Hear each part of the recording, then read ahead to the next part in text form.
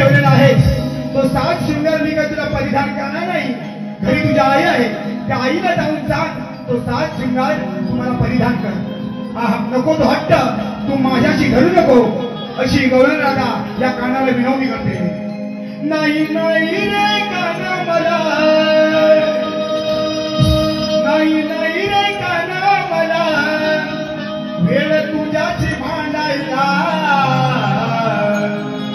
पुन्हा पुन्हा मी सांगिते जा आहे तुझी आई घालायला, पुन्हा पुन्हा मी सांगिते जा आहे तुझी आई घालायला।